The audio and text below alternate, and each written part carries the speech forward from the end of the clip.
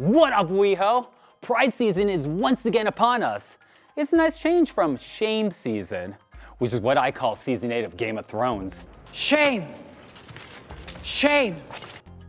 Welcome to WeHoTV News. Winter's over, West Hollywood. I'm Mike Siriaco, and I'm bringing you everything you need to know about WeHo, courtesy of the city of West Hollywood. If you spent the past month hate watching the final season of Game of Thrones, you may have missed out on some important news. Don't sweat it, because we're going to catch you up to speed with the WeHo wind-up. Let's put 30 seconds on the clock. SoCal Pride season kicked off with Long Beach Pride. Generations crossed paths when teens taught seniors how to use smartphones. Moms across the country were honored as the queens they are on Mother's Day, while queens were honored as the divas they are at DragCon. And who let the dogs out? Who? WeHo let the dogs out at World Dog Day. Who's a good boy? You a good boy? Yeah? Go fetch these news briefs. The city of West Hollywood held its 18th annual Senior Health Fair, which offered local seniors free health screenings for diabetes, blood pressure, and even dental checks. So WeHo seniors, don't forget to floss. This month, Women in Books met to discuss Tara Westover's new book, Educated, a memoir. Meanwhile, upon hearing the word educated, Betsy DeVos awoke angrily within her crypt. The City of West Hollywood produced its 13th annual Women's Leadership Conference, which featured the theme Advocate, Connect, Unite. And I believe we have footage from the event. The future really is female. With the support of the City of West Hollywood's Arts Division, Celebration Theater presented the new comedy, Hypocrites and Strippers. And when I say hypocrites and strippers, for once I'm not referring to Aaron Schock. And finally, the City of West Hollywood's Arts Division joined Women in Film to host the panel Women in Animation, which discussed representation and obstacles for females in animation. So what do you have to say on the subject, female animation icon Jessica Rabbit? I'm not bad. I'm just drawn that way. You do you, Jess. And with that, we're done with these news briefs.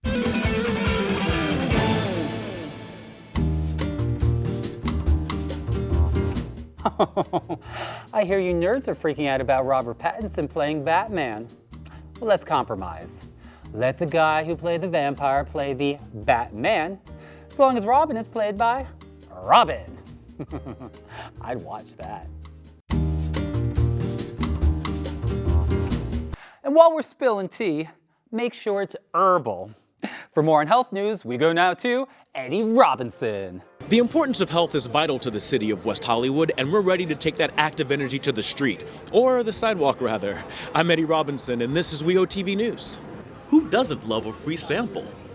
Presented by the West Hollywood Chamber of Commerce and Capital Drugs, the city of West Hollywood is proud to co-sponsor the Capital Drugs Health Fair and Sample Saturday event. This gathering of local vendors and health professionals is held twice a year in and around the Capital Drugs location on Santa Monica Boulevard. We started it about 20 years ago with the local idea of just getting knowledge out to the local community of the services that are available, which they were maybe not known about. For me personally, it's getting the community engaged and understanding that, hey, oh wow, you know what, I didn't know that there was this organization helping, and that's what this is about. We're from Cedars-Sinai Medical Center. And we're here today we're all nurses, and we're all checking blood pressures, glucose levels, and cholesterol levels. So we're really happy to be here. We have about probably 150 vendors. We get probably a couple thousand people throughout the day. Great event for us at Power Zone. We love helping the community with the chamber as well. Well, we already have low prices as it is, but now we have an additional 10% off today and free shakes and amazing samples outside as well. Today I'm sampling out Mr. Hyde pre-workout and our Hydro BCAAs. Golden black seed, combination of black seed and turmeric, great for metabolic syndrome and mood and overall health. Hi there, my name is Shafin. I'm with Gourmet Treats. Today we are sampling out the breakfast cookies and the high protein cookies. Go to WeHo.org to learn more about events sponsored by the City of West Hollywood to keep you at your best. I'm Eddie Robinson for WeHoTV News. Mike, back to you. Thanks, Eddie. That should help keep the entire family healthy. And speaking of family, Last episode, we celebrated Mother's Day by shining a spotlight on lesbian moms. But we didn't forget all you daddies and zaddies out there. So today we'd like to highlight these amazing men with our Salute to Queer Dads. Alec Mapa. The self-described America's Gaysian sweetheart, Alec Mapa and his husband adopted their 5-year-old son through the foster care system, an experience he explored in his one-man show, Baby Daddy. I'm Asian, my husband's white, our son is black. We look like the last 2 minutes from It's a Small World. Welcome to the new normal, America. Jared Polis. Jared Polis, the first person elected governor while openly gay, is currently raising 2 kids with his partner. But Jared's paternal impulses permeate beyond his immediate family. He is a staunch proponent of education, like when he founded a school for ESL students. Jared used his success to start a school for English language learners. I am a proud high school graduate thanks to Jared Polis. It's refreshing to see a politician and parent who cares about children's education. Not all of them do. Yeah, I see you, DeVos. Greg Berlanti and Robbie Rogers. The Dilfy duo of filmmaker Greg Berlanti and soccer stud Robbie Rogers welcomed their son Caleb to the world in 2016. The couple gave a shout out to their baby boy during last year's Los Angeles LGBT Center Vanguard Awards while discussing Love, Simon star Nick Robinson. We hope our son grows up to be just like Nick. Yeah. Except the actor part. Listen to your dad, Caleb. Don't be an actor. Because I don't need any more competition. And for everyone watching, be sure to wish your dad or dads a very happy Father's Day. Now let's hop generations from dads to teens. Take it away, Nick Catelli. Excitement's in the air, and I'm here at the Great Hall at Plummer Park. I'm Nick Catelli for WeHoTV News, and we are here at the 2019 Valentin Awards, and it's gonna be nice. At tonight's award ceremony, 2 teens will be honored by the city of West Hollywood with $1,500 scholarships to help them in the next chapter of their education. It's the city's way of thanking these amazing teens for their volunteerism throughout the year. All of the volunteering and trips we've had, it's just been a new journey for me, and it's kind of sad to see me go. Yeah, and then the next chapter opens up, and obviously you're winning a scholarship tonight to help boost into that next chapter. What do you plan to do with the scholarship? I plan to go to Santa Monica College and major in cosmetology. So, when this starts to get a little, we can kind of get something I'm thinking with, here and then can pull that back. You're fine, you're fine. You look young. What's your favorite memory from volunteering? You spend time with all of these people, and you get to know all of these people, and throughout time you're just pretty much, it doesn't even feel like you're going to volunteer. It just feels like you're going to go hang out with them, but at the same time you're helping the communities. You're going into the photography, right? So first looks right here, they won't ever tell me, but is this camera good face, camera okay face? Let's see. Well, it's all right. Okay, final thoughts? I just want to say thank you to everybody who has been a part of WeHo and who has made this journey possible. Okay, what final thoughts? Took the words right out of my mouth. I know. Speechless. There must be some pollen in here or something, because I don't know, I'm getting really teary right now. I'm allergic to cats. The Valentin Awards are made possible by the City of West Hollywood's Recreation Services Division. For more information, visit WeHo.org. Again, I'm Nick Catelli for WeHoTV News, and I am amazingly proud of the teens in the City of West Hollywood. Thanks, Nick. And for more local leaders, we go now to Asher Rodriguez. Here in West Hollywood, we understand the importance of advancing women's status, and the 13th Annual Women's Leadership Conference offered women a chance to connect through engaging programming, workshops, and advocacy training. I'm Asher Rodriguez, and this is WeHoTV News. Inspired by the city's core values, the Women's Leadership Conference seeks to provide support for the fierce women who live, work, and play in West Hollywood. We want women to definitely know that they have a voice here in the city of West Hollywood, and we want to make sure that we come to where they are. This year's theme of Advocate, Connect, Unite was in full force. Our panel this morning was about the expanding narrative, especially those created and helmed by women. We have so many amazing women that need to be hired and put to work in this industry right now. I hope that by attending the Economic Empowerment Panel that people are able to create more access for women, whether it be for increasing income for women, opportunities for education, and more career pathways for women as well. Hannah Sprague, one of the conference's facilitators, talked about the value of connecting with other women and learning from those who came before. I value people who have been in this industry a lot longer than me, and I just took so many nuggets of what they had to say. And I think the more honest that women can be about the experiences and what they've been through is only going to help the people coming up behind you to succeed and to either do the same things or to not make the same mistakes.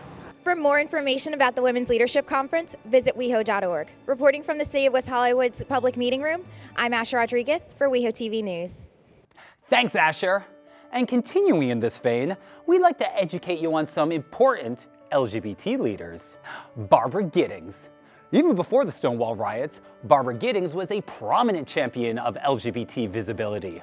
From picketing the White House to promoting positive queer literature in libraries, Barbara's goal was to normalize LGBT culture within mainstream America. Or as she said herself, No, we are not perverted, we're not sick, we're not weird, and we are not wrong. We are right, and the world is wrong. At her memorial, Matt Foreman, the former executive director of the National Gay and Lesbian Task Force, said, "What do we owe Barbara? Everything." Harvey Milk, the first openly gay elected official in the history of the United States, Harvey spent his all too brief political career battling, among other causes, anti-LGBT discrimination in housing and employment. It is well known that I'm a gay person, and in this state, there is a law that says gay people cannot be married, but there is no law that says two human beings cannot love one another. Harvey envisioned a better world for the LGBT community, and he fought for it tirelessly up until his tragically untimely death. James Obergefell and Edie Windsor, the lead plaintiffs in two historic Supreme Court cases, Obergefell v. Hodges and Windsor v. United States, James Obergefell and Edie Windsor helped tear down marriage inequality in the United States.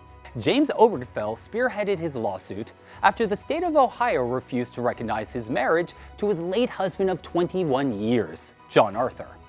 For James, the SCOTUS win wasn't a final victory for the LGBT community, but the first in many steps for queer equality. Edie Windsor won her landmark legal battle after her partner, Thea Spear, whom she legally married in Canada, died and left her estate to Edie. However, the IRS did not consider the marriage legal and hit Edie with a huge tax bill based on the blatantly discriminatory Defense of Marriage Act. I couldn't believe that they were making a stranger of this person I lived with and loved for 43 and something years. James and Edie, I am sure that John and Thea are beaming with pride wherever they are. And on behalf of the entire LGBTQ community, thank you for marriage equality. Love is love. And for more LGBT heroics, we'd like to share with you the story of Stonewall, Avengers style.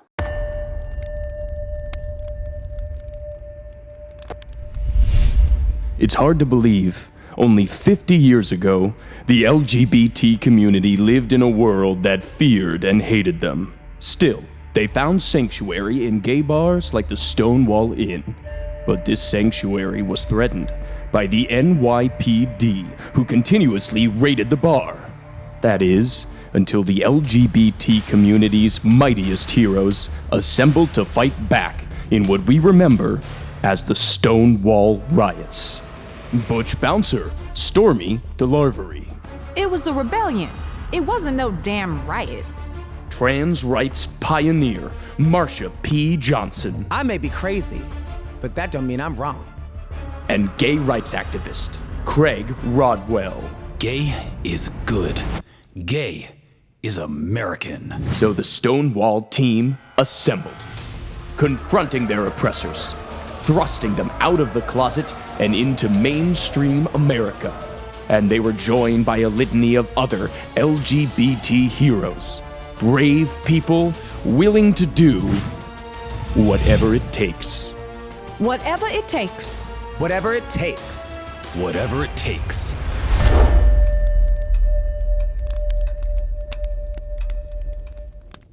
Art on the Outside takes a different look at play right here in Plummer Park. I'm Eddie Robinson, and this is WeHoTV News.